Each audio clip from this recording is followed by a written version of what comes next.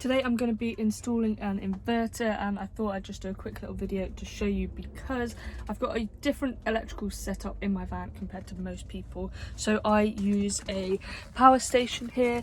Apologies, it's a bit dark. So this BLUETTI AC200 Max powers my whole van setup. And during the summer I recharge it with solar. Obviously I still have the solar up now, but during the winter it doesn't get as much. Like right now it's only getting like 20 watts of solar. So I thought the best way to do that is most people would have a battery to battery charger going from the alternator to the leisure batteries, whereas I think there is a way to set that up with the power station, but I have no idea about that. So I went with the easiest option, and I'm going to be installing this inverter, and then I can plug in the general kind of outlet plug charger for the BLUETTI and charge it that way, and it should charge at about 400 watts instead of the 20 watts I'm getting from solar.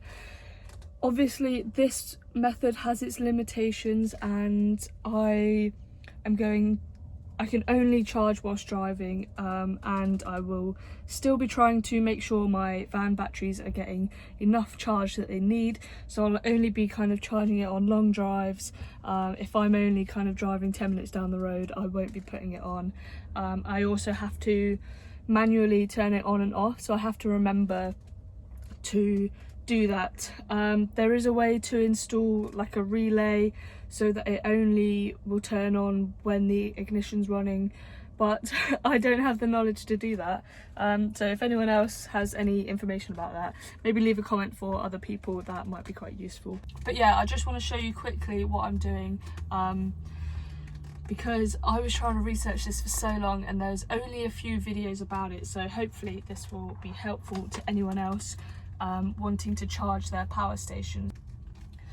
So the wires that came with this inverter is these ring terminal one end, and the other end was originally just clipped so you could temporarily clip it onto your battery and charge something, but I wanted a more stable solution, so I've already stripped the ends because I tried to do this the other day and the ring terminals I had weren't big enough, so I've bought some more ring terminals, and I just need to crimp those onto here, and then one end will go to the inverter, one end will go to the van starter battery, and yeah. Luckily my starter battery is inside the van, it's under the passenger seat, so that'll be perfect for because there's a switch on this, so I'm literally just going to mount it by the front seat. So the wires are already stripped, so yeah, twizzle, is that a word? Twist the end of that, push it in there, try and keep it neat as you can. Push it, I'm going to push it quite far in I think, and then I've got some crimpers which mine already bent the other day, so I'm really hoping that this can still work. They're a bit broken, so let's just try it. Crimp right up here. By the way, I'm not an electrician or have any electric knowledge, so oh, they're proper broke then. Right, I've crimped it on, and I've got some heat shrink tubing, so I'm just gonna put that on for extra secureness. So yes, I know this is not the correct way to use heat shrink.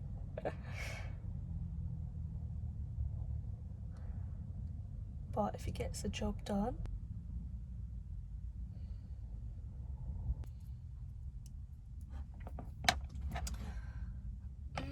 Professional versus mine. I mean, pew down.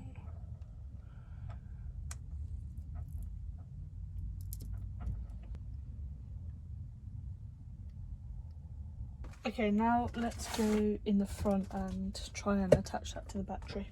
My battery's down here, so first step is to disconnect the negative line so that we don't electrocute ourselves. Wire off. Now I can't remember which order I need to attach the wires in. Let me check. I'm going to add the positive wire first. So I've got my 2 wires here. Let's add positive one. 1, 2, there.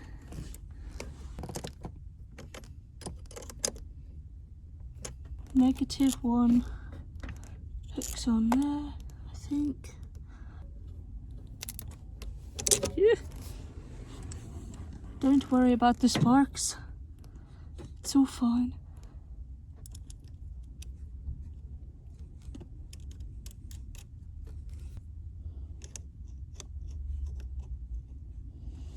The wires aren't very long, so luckily I can just put it straight to here. So I'm just gonna hook the other ends. This end is super simple, like you just screw it on. The reason I chose this inverter is because it comes with the fuses already in it, so I didn't have to worry about adding a fuse. So yeah, hopefully it's safe enough. Right, is it gonna be long enough to go? I mean, yeah, that works.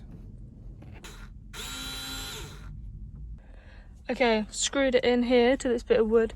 I just need to check that the chair still goes back enough.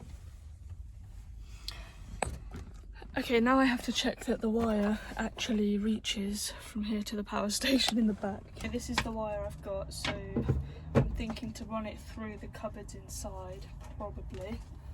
That will go. I'm gonna have to drill some more holes through the cupboards, and it should just about reach, but I've got it currently just behind the wardrobe and sitting here as a temporary measure.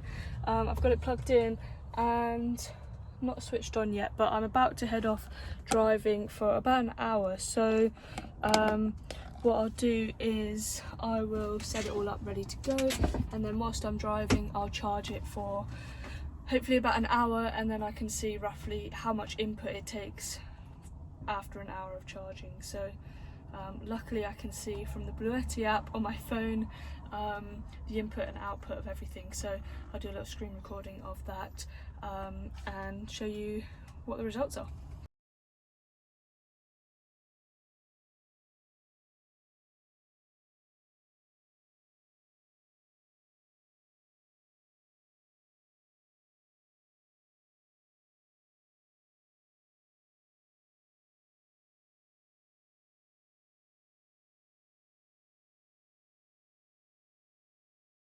As you can see, that charged from like 80% to pretty much fully charged, and I think it was in about 40 minutes, and then I just turned it off. So it's handy that I can reach the switch whilst I'm driving to just quickly switch it off. So yeah, really impressed with that, and that's definitely going to come in handy to be able to charge the power station whilst I'm driving.